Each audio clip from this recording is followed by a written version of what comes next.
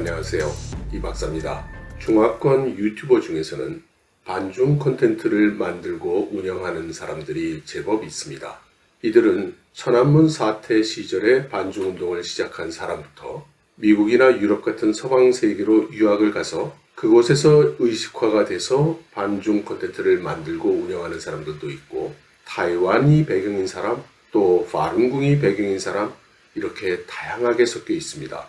이 중 비교적 최근에 유튜브를 시작을 해서 단기간 내에 수많은 구독자들을 확보한 타이완의 탕하오라는 사람이 있습니다. 이 사람이 내년 2021년에 중국이 7가지의 커다란 위기 또는 리스크를 맞이하게 될 것이라고 이렇게 제시를 했습니다.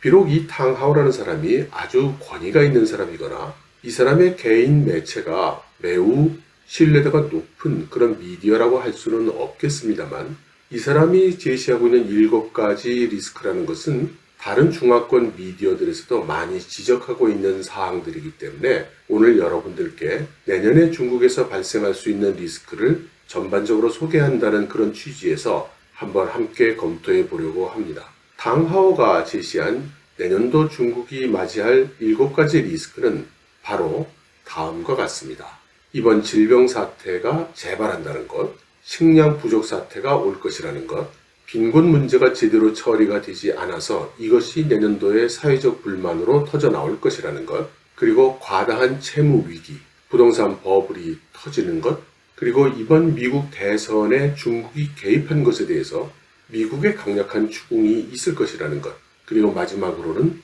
군사적 충돌의 가능성을 중국이 맞이할 위기로 또는 리스크로 제시를 하고 있습니다.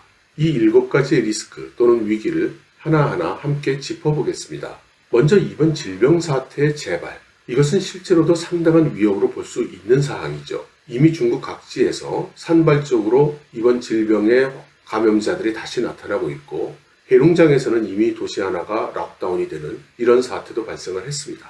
그렇지만 전반적으로 중국 정부가 공식 발표하는 감염자의 숫자는 적거니와 그 지역 또한 매우 분산이 되어 있습니다.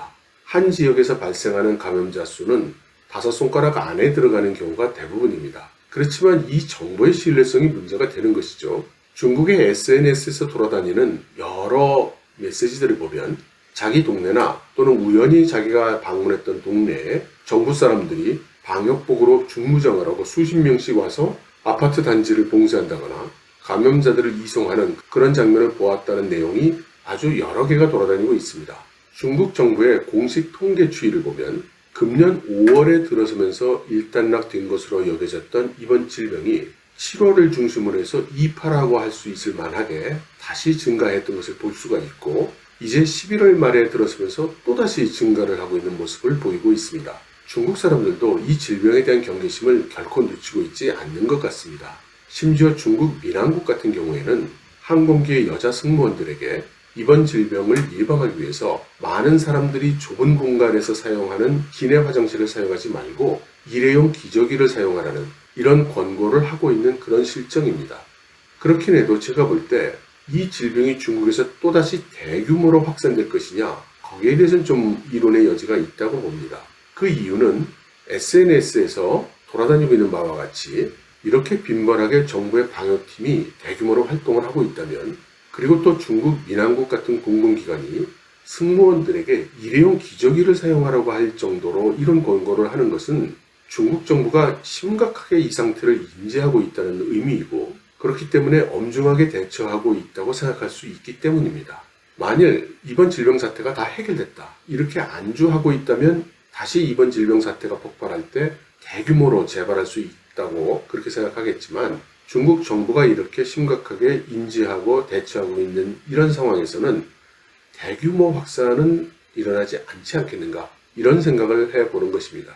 두 번째 리스크인 식량 부족 사태에 대해서 한번 짚어보겠습니다. 금년에는 중국의 자연재해가 어지간히 많았죠.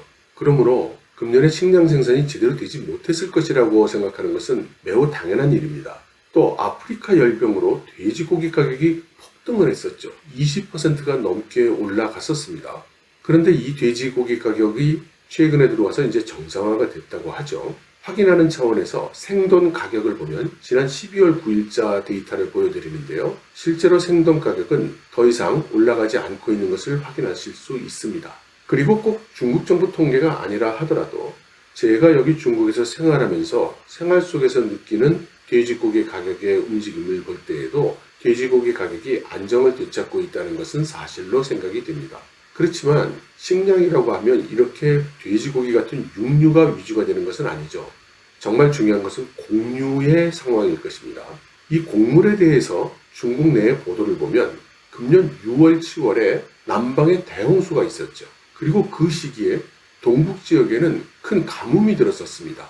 그리고 나서 9월 달에 이 가뭄이 들었던 동북 지역에 평소에는 거의 없는 태풍이 들이닥쳤죠. 그리고 나서 10월에는 한파가 닥쳤습니다. 그래서 금년엔 중국에 재해가 굉장히 많았다고 이렇게 보도를 하고 있습니다. 그런데 그 결과가 생산된 곡물의 품질은 나빠졌지만 생산량 자체에는 타격이 없었다는 것입니다. 조금 더 세분해서 살펴보면 쌀의 경우에는 가격 상승이 일어났던 것이 사실이지만 정부가 일주일에 160만 톤씩 계속 풀어대가지고 쌀값이 다시 정상을 되찾았다고 합니다. 그리고 쌀을 수요를 하는 식품 기업들의 쌀 재고 비축량이 충분하기 때문에 다시 쌀값이 오를 가능성은 거의 없다네요.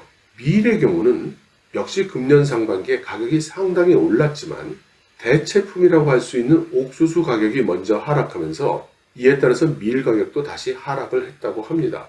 밀의 경우에는 일반 가구에서 구매하는 양보다도 식품회사같이 밀을 대량으로 소비하는 기업의 수매량이 그 가격을 결정한다고 합니다.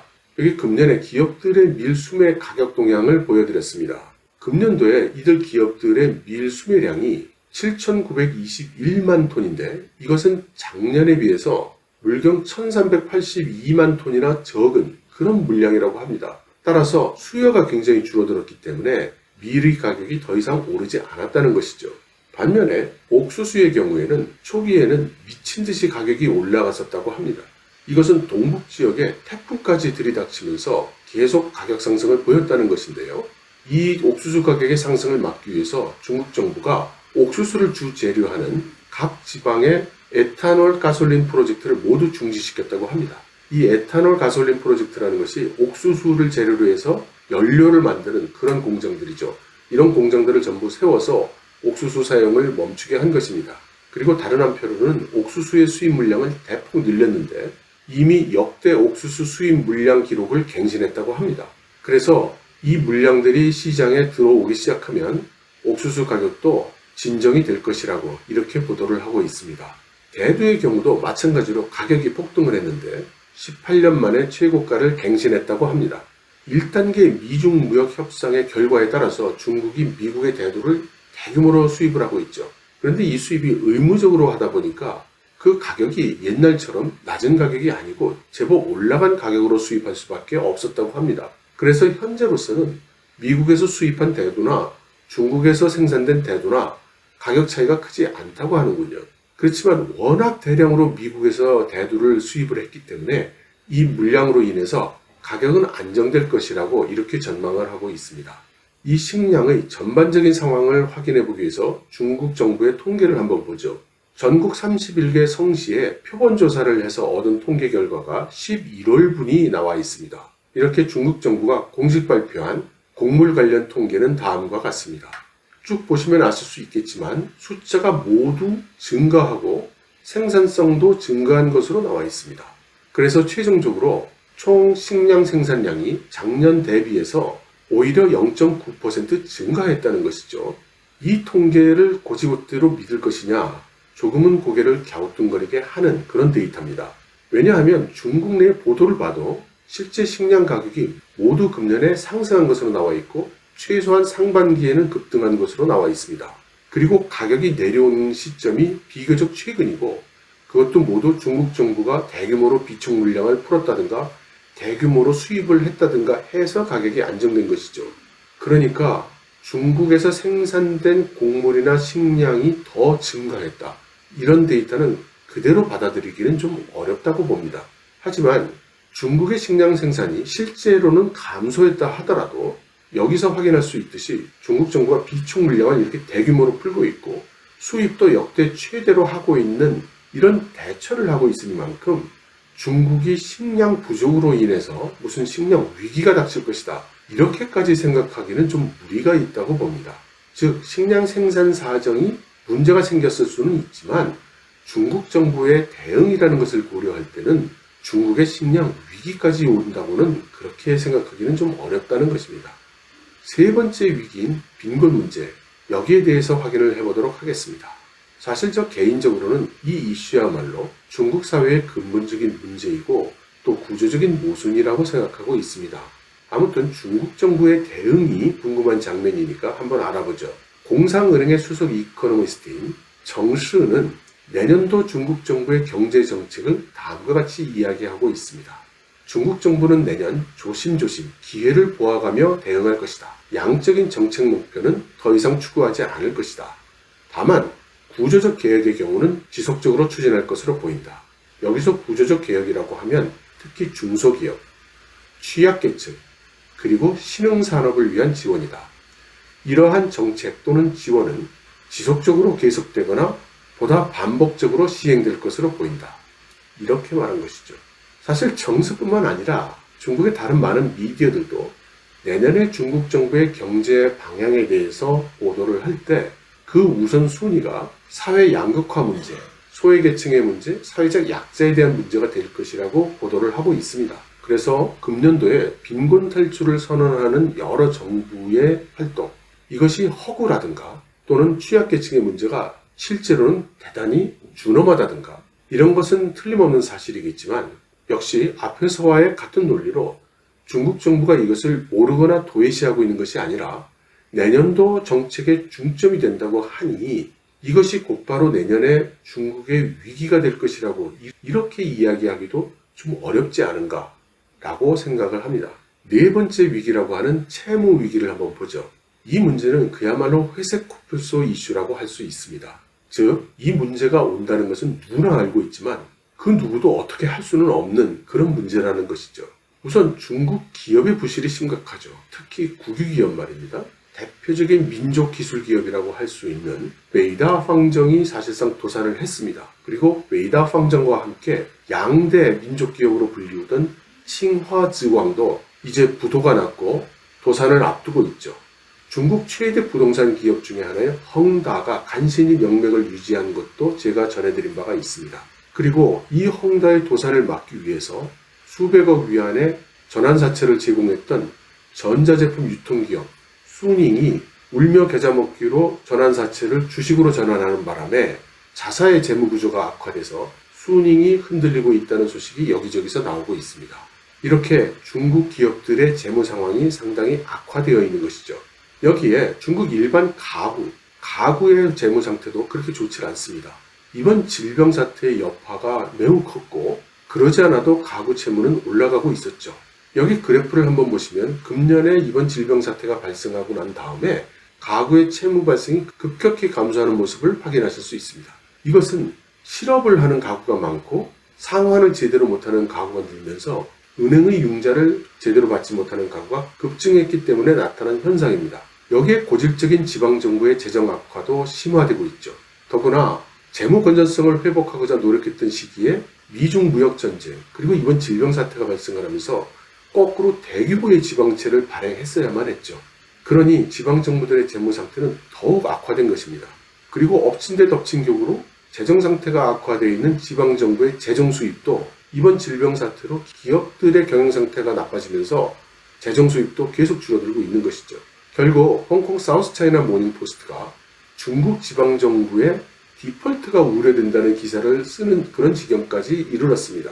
이러한 사태에 대응해서 중국 정부가 금융 리스크에 대해서 매우 심각하게 생각하고 있죠. 그리고 이에 대한 여러 가지 대안을 지금 강구하고 있습니다. 그래서 수많은 고위직들이 지난번 상하이 포럼에 와가지고 금융 시스템성 위기에 대해서 소리 높여 외쳤던 것이죠.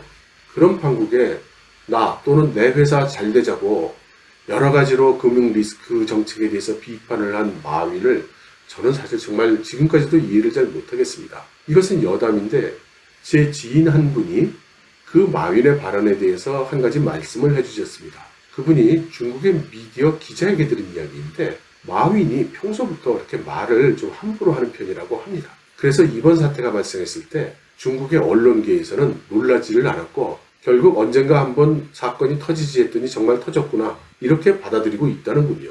아무튼 중국 정부가 이 네 번째 리스크, 채무 위기에 대해서는 아주 심각하게 생각하고 있는 것은 틀림이 없습니다. 그렇지만 중국 정부가 심각하게 생각하고 대책을 세운다고 해서 꼭 그것을 해결할 수 있다는 뜻은 아니죠. 그래서 저는 탕하오가 제시한 리스크 중에 앞에 세 가지는 사실 별로 동의가 안 되는데 이 채무 위기에 대해서만큼은 십분 공감을 합니다. 다섯 번째 위기인 부동산 버블 문제를 보죠. 이 부동산 버블이 터진다는 이 이슈에 대해서는 그동안 수많은 전문가들이 수없이 이야기를 했습니다. 저 자신도 여러분들께 여러 번 말씀을 드렸고요. 또 금년 들어서 수많은 부동산 기업들이 재무 상태가 급격히 악화되고 있다는 소식도 전해드렸습니다. 앞서 말씀드린 헝다가 그 좋은 사례이기도 하고요. 그리고 이 그래프를 보시면 아실 수 있듯이 부동산 기업들의 채무 상환이 내년에 최대치에 이르게 됩니다. 이 중 위안화 채무 같은 경우에는 어떻게든 해결할 수 있을지 모르지만 외화 채무가 상당한 규모이기 때문에 이것은 중국 정부가 지원을 해줄 수도 없는 사안입니다. 베이다 방정이나 칭화 증왕이 도산하게 되는 이유도 중국 정부가 지원할 뜻이 없는 것이 아니라 대규모 외화 부채를 탕감해 줄 수가 없었기 때문이죠. 이렇게 부동산 버블이 터지면 상당한 규모를 부동산 담보로 대출을 해주고 있는 중국 금융권이 연쇄적으로 문제가 됩니다. 이미 중국 은행들의 부실은 중국 정부도 공인을 하는 그런 상황이 되어버렸고요. 내이멍구의 파오상 인항의 경우에는 최초로 파산하는 중국 은행이 될 것 같습니다. 이러한 은행의 부실에 대응해서 중국 정부는 중국의 은행들에게 부실 대출을 빨리 떨어버리라고 지시를 하고 있죠. 과거에는 이 부실 채권의 정의가 분명하지 않았지만 최근에 와서는 조금씩 구체화된 조건도 제시를 하고 있습니다. 이에 따라서 중국 은행들이 이 부실 채권을 정리하고 있는데 아마 이번 4분기, 2020년 4분기가 최대 규모가 될 것 같습니다. 중국 은행보험규제위원회의 구어수칭 총재는 작년의 경우 부실 채권의 규모가 2조 3천억 위안에 달했었는데 금년에는 3조 4천억 위안에 다다를 것으로 전망된다고 밝혔습니다. 하지만 이렇게 부실을 확인하고 떨어버릴 수 있는 은행은 그래도 상태가 좋은 은행들입니다.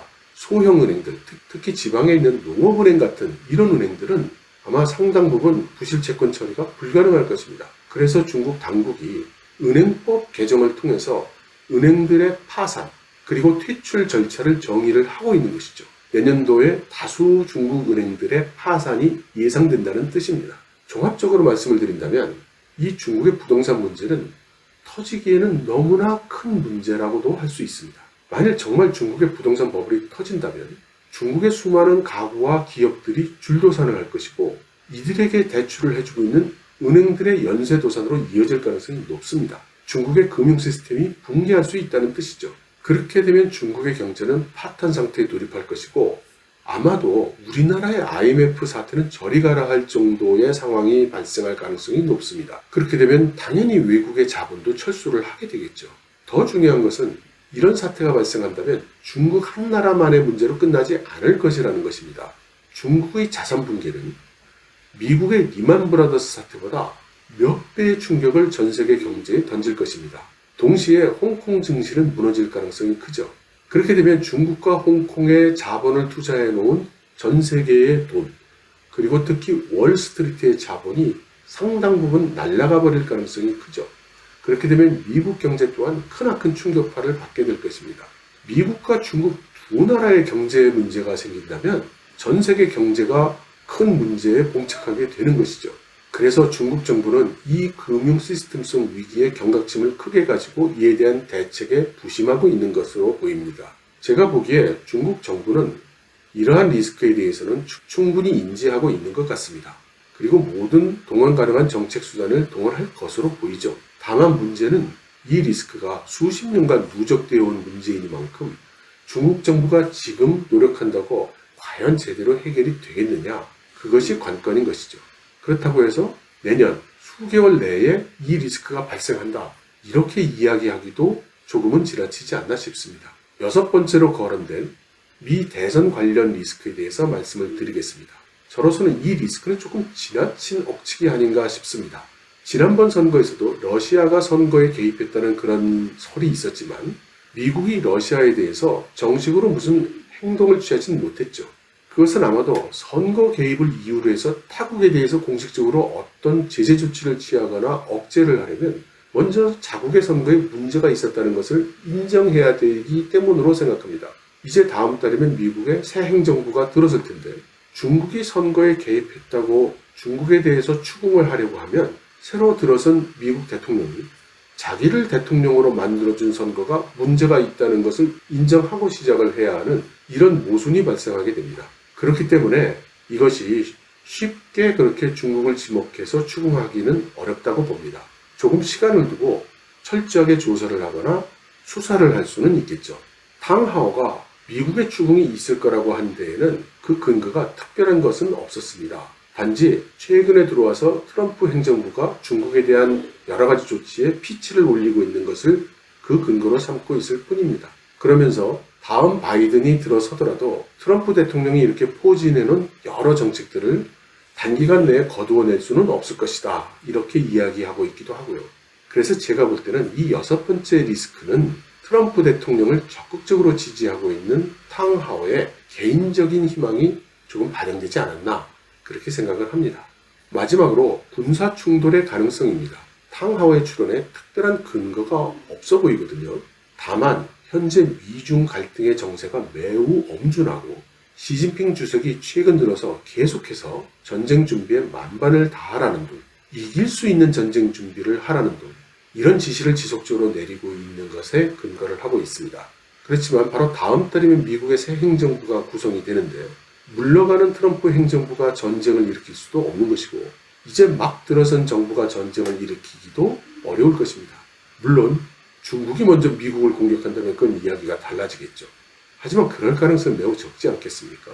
그래서 미국과 중국이 무력 충돌이 일어나기보다는 오히려 지금 인도와의 국경 분쟁이라든가 일본과의 센카쿠 열도 분쟁이라든가 이런 주변 국가들과 제한된 규모의 그리고 국지적 규모의 그런 무력 충돌, 이 가능성 쪽이 더 높을 것 같습니다. 중국으로서는 미국의 압박이 지속된다는 전제로 생각해보면 주변 국가들에게 미국과 동맹을 맺고 자기들에게 군사적으로 대적할 생각을 하지 말아라, 이런 메시지를 던지고 싶을 수도 있을 테니까 말이죠. 아무튼 종합적으로 결론을 내린다면 탕하오가 제시한 2021년도 중국이 대면해야 될 7가지 리스크 중에 적어도 3-4가지는 충분히 진지하게 고려해 볼 수 있을 만한 그런 리스크라고 생각이 됩니다. 특히 채무라든가 부동산 버블이라든가 이런 자산 리스크가 매우 커 보입니다. 중국 당국은 중국의 금융은 실체 경제에 뿌리를 내려야 된다고 이렇게 계속 요즘 강조를 하고 있는데 이것은 사실 우리들에게 주는 시사점이 있다고 생각을 합니다. 그만큼 중국 정부가 이후 중국 내에 자산 리스크가 클 것이라고 생각한다는 반증일 수 있기 때문이죠. 물론 저처럼 자산이랄 게 없는 사람은 큰 영향을 받지는 않겠지만 말씀입니다. 여러분 들어주셔서 감사합니다.